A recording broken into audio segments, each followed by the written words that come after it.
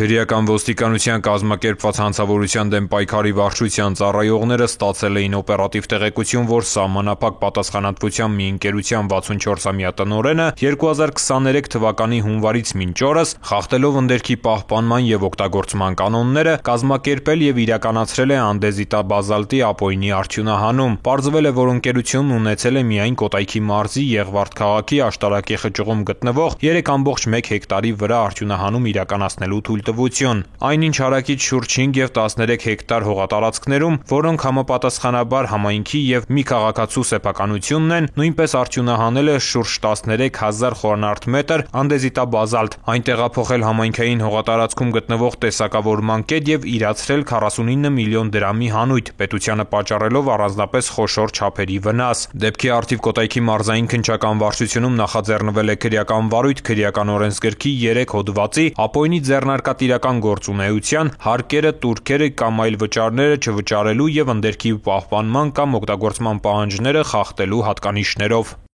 Ծանուցում. ենթադրյալ հանցանքի մեջ կասկածվողը կամ մեղադրվողը համարվում է անմեղ, քանի դեռ նրա մեղավորությունը ապացուցված չէ Հայաստանի Հանրապետության քրեական դատավարության օրենսգրքով սահմանված կարգով, դատարանի օրինական ուժի մեջ մտած դատավճռով։